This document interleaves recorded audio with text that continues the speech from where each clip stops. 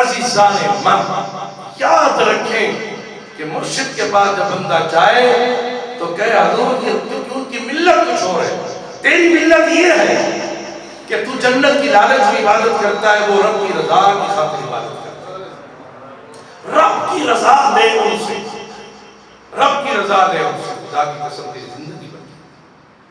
اپنے اندر اپنا غرور اور تکبر کو ہٹا دے، ختم کر مٹا دے سب، پھر دیکھ دانا خاک میں مل کر گلے گلزار۔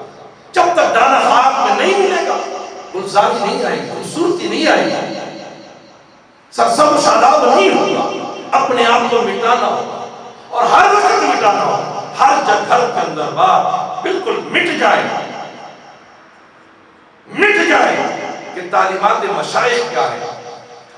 یاد رکھیں کہ جہاں بھی یہ ذہن میں رکھ لیں، خدا کی قسم کچھ لوگ مجھے کہتے ہیں حضور ہمیں اجازت دیں ہم فلانی جگہ چلے جائیں۔ میرے خلفاء ایک خلیفہ میرے ہر پورے پاکستان پھرتے رہتے وہاں چلے جائیں، میں نے کہا جائیں، لیکن کبھی کبھی سوچتا ہوں کہ کم وقت اتنا گیا ہے کچھ لایا میں بھی تو دے، کم از کم اتنا تو پہچان کر لے کہ میرا پیر خالی ہے یا کچھ ہے اس کے پاس۔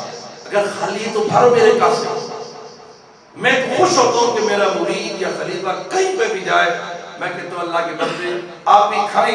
کسی نے کہا کہ مجھے نوکری چاہیے، اس نے کہا نوکری تو اچھی تیار ہے، اچھی نوکری دینا، کی میں نوکری آکے برتن پی ہے پلیٹ چاول داتا دربار دے آپ کھا دیا تو میری چاہتا خود جو ہے کھا لینا نہیں اٹھا کے لیا۔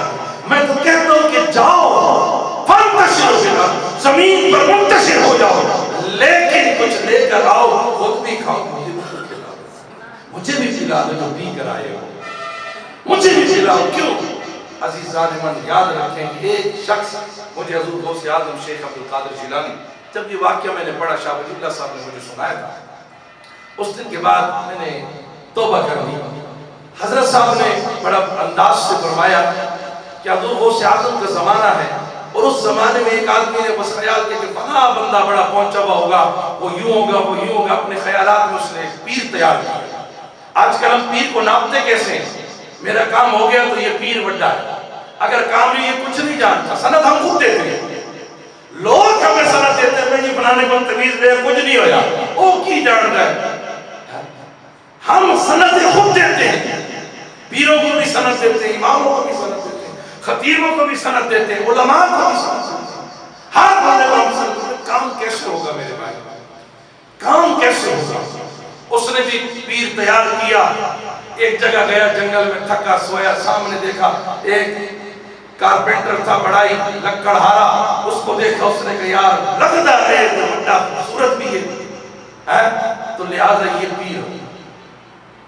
عراقی نوجوان ویسے بھی خوبصورت ہوتے ہیں ماشاءاللہ، شامی لوگ زیادہ خوبصورت ہوتے ہیں۔ اس نے کہا کہ بس یہ کیونکہ وہ بیچارہ گیا ہوا تھا، اس نے تو کچھ اور مخلوق دیکھی تھی، اس نے جو مخلوق دیکھی اس نے کہا جی یہ پہنچا ہوا پیر ہے، جناب قدموں میں گر گیا، اس نے کہا کہ مجھے بیعت کرے، مجھے مرید کرے۔ اس نے کہا مرید کیا ہوتا ہے یار؟ کہنے لگا بس یہی تو اصل پیر کی پہچان ہے جو عاجزی کرتا ہے، آپ میرے پیر ہیں۔ کہا پیر کیا ہوتا ہے؟ بس میں ہوں۔ اس نے کہا جی عقیدہ پختہ ہے، میں بیٹھ گیا۔ کسی سیاڑے بندے کے پاس جب گیا، مرتضیٰ سے جیسے علامہ سے بندہ ملا، اس نے کہا جب بیٹھے مفت نوکر ملتا پیا، کوئی اللہ دا ناس اللہ اللہ کیتی رکھے، بس تو اپنا کام ہی کیتی رکھتا، تو ہی کام چلتا پیا۔ اس نے کہا ٹھیک ہے جی آپ سے اب اللہ اللہ شروع کر دو۔ اس نے شروع کر دیا۔ اب اس نے کہا پیر صاحب آپ بیٹھ جائیں، میں کام کروں گا۔ کام شروع ہو گیا، لکڑی بیچ کے خدمت کرے جناب، صرف مالشہ شروع ہوگی۔ پیر صاحب ایک دن دیکھا تو جا رہے تھے راستے میں، توجہ راستے میں حضور غوث اعظم آ رہے تھے، یہ چھپ گئے جنگل میں۔ غوث اعظم کی نگاہ سے کون سی چیز پوشیدہ، فوراً دیکھا، فوراً دیکھ کے بلایا اور بلا کر کہا تو چھپا کیوں؟ کہنے لگا حضور کیا بتاؤں، میں نے جو اپنے پیر کو دیکھا ہے وہ آپ کی طرح خوبصورت نہیں، آپ کی طرح صاحب کمال نہیں، آپ کی طرح صاحب کرامت نہیں، آپ کی طرح صاحب علم نہیں، آپ کی طرح صاحب مرتبہ نہیں۔ تو اس لیے میرے دل میں چھپا، اس لیے کہ کہیں میرے دل میں یہ خیال نہ آ جائے کہ میرا پیر سے وہ بھی تو بڑا ہے، تو میں اس لیے چھپ گیا کہ میں آپ کو نہ دیکھوں، آپ سیدھے گزر جائیں۔ غوث اعظم کے الفاظ فرماتے ہیں کہ مرید ہو تو ایسا ہو، اونچی آواز سے سبحان اللہ، مرید ہو تو ایسا ہو۔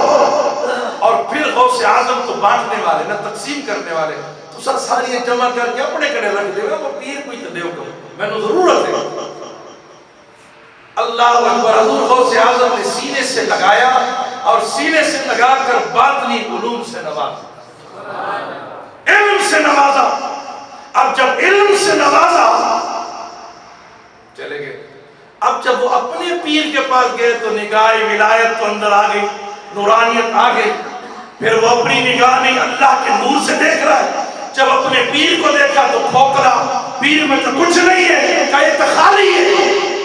اس نے کہا مرید آ گیا کہ اللہ آ گیا کہ انہیں میں گل ہے، لیکن سن میرے مرشد، میں غوث اعظم سے لے آیا ہوں، آسینے نہ تو بھی لگ جا، تاکہ جو مجھے دیا ہے وہ تو بھی لے لے، تو بھی بھرا رہے تو میں نہیں بھرا رہا ہوں۔ چمک مجھ سے پاتے ہیں سب پانے والے، میرا